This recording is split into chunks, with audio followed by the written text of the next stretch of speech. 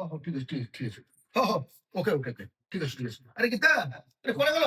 ଆରେ ଗଲ ଗଲ ମୁଁ ଜୋତା ଟିକେ ଆଣିଦେଲ କଣ କହିଲ? ଆରେ ଜୋତା ଟିକେ ଆଣିଦିଅ ଜୋତା? ଆଉ ତମେ ଏଇନା ବାହାରକୁ ଆସିଲ? ହଁ ସେଇଠୁ ଆସିଲ? ତମେ ଜୋତାଟା ଆଣିପାରିଲନି ପୁଣି ମତେ ସେଇଠିକି ପଠଉଛ? ମୁଁ ଗୋଟେ କଥା ବୁଝିପାରୁନି। ସକାଳୁ ସନ୍ଧ୍ୟା ଯାକେ ମୁଁ ତମ ଘର କାମ କରିବି, ତମ ବାପା ମାଙ୍କ କଥା ବୁଝିବି, ତମ ପିଲାମାନଙ୍କ କଥା ବୁଝିବି, ପୁଣି ରୋଷେଇ ବାସ କରିବି, ପୁଣି ତମ କଥା ବୁଝିବି। ଏଇଥର ମନ ଶାନ୍ତି ହେଲାନି ଯେ ତମେ ବାହାରୁ ଘରକୁ ଆସୁଛ, ପୁଣି ଜୋତା ପାଇଁ ମତେ ପୁଣି ପଠଉଛ। ହଁ, ତମେ ମତେ କଣ ବୋଲି ଭାବିଛ କହିଲ? ମତେ ଏଇ ଘରର ଚାକରାଣୀ ବୋଲି ଭାବିଛ ନା ଆଉ କଣ ଭାବିଛ?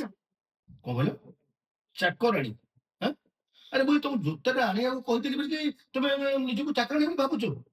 ଆଚ୍ଛା ମତେ ଗୋଟେ କଥା କହିଲ ଆରେ ମୁଁ ସକାଳୁ ସନ୍ଧ୍ୟା ଯାକେ ଏଇ ପରିବାର ପାଇଁ ଖଟୁଛି ସମସ୍ତଙ୍କ ଭଲ ମନ୍ଦ କଥା ବୁଝୁଛି କାଇଁ ମୁଁ ତ ନିଜକୁ କୋଉଦିନ ଚାକର ବୋଲି ମୁଁ କାଇଁ ଭାବିନି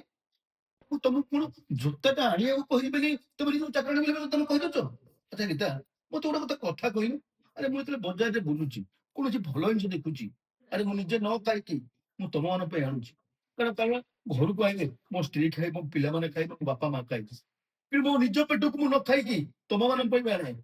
ଆପଣ ମୋର ଇଚ୍ଛା ହଉନି ଖାଇବା ପାଇଁ କିନ୍ତୁ ମୁଁ ନ ଖାଇକି ମୁଁ କାହା ପାଇଁ ଆଣେ ତମମାନଙ୍କ ପାଇଁ ଆଣି ନା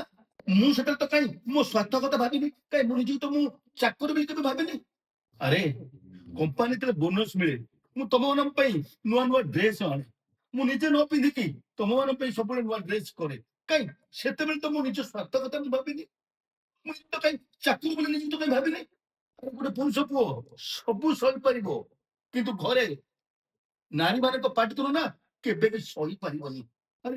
ମୁଁ କେତେବେଳେ ମୁଁ ତମକୁ ଦୁଃଖ କଥା କହିଛି ଆରେ ମୁଁ ଦିନ ଯାକ ପରିଶ୍ରମ କରିକି ଆସୁଛି କୋଉ ତମକୁ ଗୋଡ ମୋଡିବାକୁ କହିଛି ଆରେ ମୁଁ ଜାଣିଛି ତମେ ଦିନ ଯାକ ପରିଶ୍ରମ କରୁଛ ଆରେ ଘର ରୋଷେଇ କରୁଛ ପିଲାମାନଙ୍କ କଥା ବୁଝୁଛ ବାପା ମାଙ୍କ କଥା ବୁଝୁଛ ମୁଁ ଜାଣୁଛି ତମେ ପରିଶ୍ରମ କରୁଛ ଆରେ ସେଇଥିପାଇଁ ମତେ ଯେତେ କଷ୍ଟ ହେଲେ ବି ମୁଁ ତମକୁ କେବେ ବି ମୋ କଷ୍ଟ କଥା କହିପାରେନି ଆରେ ଗୋଟେ ପୁରୁଷ ପୁଅ କେବେ ବି ତା କଷ୍ଟଟାକୁ ନା କାହା ଆଗରେ ପରିପ୍ରକାଶ କରେ ତା କଷ୍ଟଟାକୁ ସବୁବେଳେ ତା ଛାତି ଭିତରେ ନା ସେମିତି ଚାପିକି ରଖିଥାଏ ତମେ ନାରୀ ମାନେ ତମ ଉପରେ ଦୁଃଖ ପଡେ ତମେ କାନ୍ଦି ପକଉଛ କିନ୍ତୁ ଆମ ପୁରୁଷ ମାନେ ଆମ ଦୁଃଖ ପଡିଲେ ଆମେ କାନ୍ଦି ପାରୁଛୁ ଆରେ ବାହାରେ ଆମେ କାମ କରୁଛୁ କେତେ ଲୋକ କେତେ କଥା ଶୁଣୁଛୁ ଗାଳି ଶୁଣୁଛୁ କିଏ କେତେ ପ୍ରକାର କଥା କହୁଛନ୍ତି ତାପରେ ବି ଆମେ ଦିନ ଯାକ କାମ କରୁଛୁ କାଇଁ ଆମେ ତ ନିଜକୁ ଚାକିରି ବୋଲି କାଇଁ ଭାବିଛୁ ତମେ କଣ ଟିକେ କଣ କରିଦେଲ ନା କହିଲ କଣ ନା ମୁଁ ଚାକର ହେଇଗଲି ମୋର ଭୁଲ ହେଇଯାଇଛି। ନାରୀ ମାନଙ୍କର କଣ ଅଛି ଏମିତି ସକେଇକି କାନ୍ଦିଦେଲେ ସବୁ ସରିଗଲା ଆରେ ଭଗବାନ ନା ଆମକୁ ଏତିକି ସହାୟ ଶକ୍ତି ଦେଇଛନ୍ତି ଯେ ଆମେ ଭଗବାନ ପାଖରେ ଯେତେ ଗୁହାରି କଲେ ବି ଭଗବାନ ନା ଆମ କଥା ଜମାରୁ ଶୁଣନ୍ତି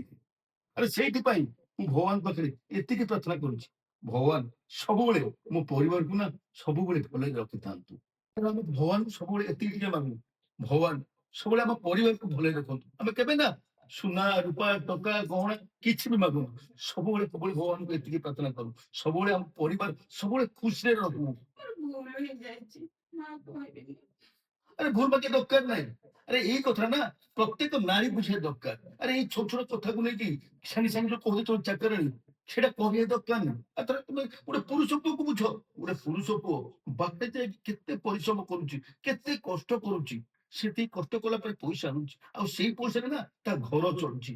ସେଇଟାକୁ ଟିକେ ବୁଝ ଆଉ ତମେ ଛୋଟ କଥା ଗୋଟେ ପୁରୁଷ ପୁଅ ଯଦି ପାଣି ବୋତଲ ଆଣିବାକୁ କହିଲା କି ଜୋତାଟେ ଆଣିବାକୁ କହିଲା ସେଇଟା ତମେ ଆଣିବାକୁ କହୁଛ କହିଲା ମୁଁ ଚାକର ହେଇନି ଗୋଟେ ପୁରୁଷ ଦିନ ଯାକ କେତେ ପରିଶ୍ରମ କରୁଛି ଖରା ତରାରେ ସେଇଟା କେବେ ବୁଝିଛ ସେଇଟା କେବେ ଜାଣିଛ ସେଇଟା ବୁଝିବା ଦରକାର ସେଇ କଥାରେ ସମସ୍ତେ ଯଦି ସବୁ ନାରୀ ବୁଝିଯିବେ ନା ତାହେଲେ ନା କୌଣସି ଗୋଟେ ପୁରୁଷ ପୁଅ ଗୋଟେ ନାରୀ ଆଙ୍ଗୁଳି ଦେଇ କଥା କହିପାରିବନି ସେଇଟା ବୁଝିବା ଦରକାର ଗୋଟେ ପୁରୁଷ ପୁଅ କଣ କାମ କରୁଛି ବୋଲି ଭୁଲ ମାରିବା ଦରକାର ନାହିଁ ହେଲା ଏତିକି ବୁଝିଗଲ ସେଇଟା ହଉଛି ବହୁତ ବଡ କଥା